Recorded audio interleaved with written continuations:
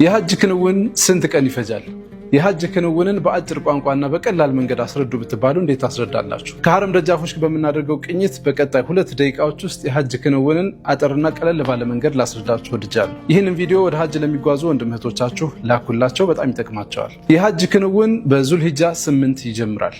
ዙልሂጃ 8 ኢህራም ትለብሳላችሁ፣ ወደ ሐጅ ክንውን ውስጥ ገባችሁ ማለት ነው። ቀጥታ ወደ ካዕባ ትሄዳላችሁ። ካዕባ ዙሪያ ጠዋፍ ታደርጋላችሁ። ከዛ ሰዒ ይደረጋል። ካዕባ አካባቢ አጠናቀቃችሁ ማለት ነው። ቀጥታ ከዚያ በኋላ ወደ ሚና ጉዞ ታደርጋላችሁ። ሚና ትሄዳላችሁ። ሚና ማዕከላችሁ ስለሆነ ማረፊያችሁን ለይታችሁ ከሚና ወጥታችሁ ቀጥታ ወደ አረፋ ጉዞ ታደርጋላችሁ። በ9ኛው ቀን አረፋ ተራራ ዙሪያውን ደርሳችኋል፣ እስከ ዙሁር ማለት ነው። ከዙሁር በኋላ አመሻሽ እስከ መግሪብ ድረስ የተለያዩ ኢባዳዎችን ታከናውናላችሁ፣ ትሰግዳላችሁ፣ ዱዓ ታደርጋላችሁ፣ ለቤተሰቦቻችሁ ለወዳጆቻችሁ የምትፈልጉትን ሀጃ በሙሉ የአረፋ ተራራ ላይ ቆማችሁ ጉዳዮቻችሁን በሙሉ ከአላህ ጋር ታወራላችሁ። እዚህ ቦታ ላይ ያልቆመ ሰው ሀጅ የለውም እንደተባለው ማለት ነው። አረፋን ጨረሳችሁ፣ ቀጥታ አመሻሹን ወደ ሙዝደሊፋ ጉዞ ይደረጋል። የ9ኛው ቀን ምሽት ማለት ነው፣ ወይም 10ኛው ቀን ሌሊት ማለት ነው። ሙዝደሊፋ ትሄዳላችሁ። አረፋ ወደ ሙዝደሊፋ። ሙዝደሊፋ እንደሄዳችሁ ባዶ ሜዳ ላይ ትተኛላችሁ ከወንድመቶቻችሁ ጋር። እንግዲህ ኮከብ እየቆጠራችሁ ሌሊቱን ታሳልፋላችሁ።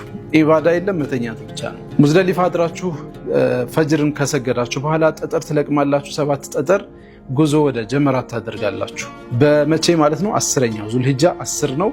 ዒድ ነው። ሌሎች ዓለማት ላይ በዓል ያከብራሉ፣ እናንተ ደግሞ ዒባዳችሁ ይቀጥላል። 10ኛ ቀን ነው፣ ዒድ ነው። ሌሎች ሀገራት በዓል ያከብራሉ፣ እናንተ ደግሞ ጠጠራችሁን ለቅማችሁ ወደ ጀመራት ጉዞ ታደርጉና ጀመራት ላይ ጀመራቱል አቀባ ላይ ጠጠር ትወረውራላችሁ። ከዚያ ጉዟችሁን ወደ ሚና ማረፊያችሁ ትመለሳላችሁ።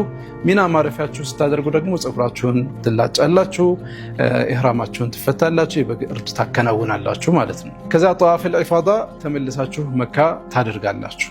ከዚያ በኋላ የሚኖሩ ቀጣይ 3 ቀናት የጀመራት ቀናት ናቸው። እየተመላለሳችሁ ከሚና ድንኳናችሁ ወደ ጀመራት እየተመላለሳችሁ ጠጠር መወርወር ነው። ጨረሳችሁ 13ኛው ቀን ላይ። ከዚያ በኋላ ጠዋፈል ወዳ ወይም ደግሞ ጠዋፈል ወዳ የስንብት ጠዋፍ ታደርጋላችሁ። ስትገቡ ጠዋፈል ቁዱም አድርጋችኋል፣ ወይም ጠዋፍ አድርገን የገባ ነው። ስንወጣ ደግሞ ጠዋፈል ወዳ እናደርጋለን። ካዕባን ተሰናብተን ጨረስን ሐጅ ማለት ነው። እነዚህ 5 ቀናት ናቸው የሐጅ ክንውን በብዛት የሚተገበርባቸው እነዚህ ቀናቶች ናቸው። ሌሎቹ ቀናቶች ላይ በኢባዳ በተለያዩ ተግባራት ታሳልፋላችሁ ማለት ነው። ሐጅ ባጭሩ ይህንን ይመስላል። ለወዳጅ ዘመዶቻችሁ ላኩላቸው። አላህ ሱብሓነሁ ወተዓላ ለምትጓዙት ይቀበላችሁ፣ ለምንጓዘው ደግሞ አላህ ይወፍቀን። ሀሳብ አስተያየታችሁን ኮሜንት ስራ አሳውቁኝ። ላይክ እና ሼር አይረሳ። ፎሎ ማድረግ ማትዘንጉ። ሰላም አለይኩም ወራህመቱላሂ ወበረካቱ።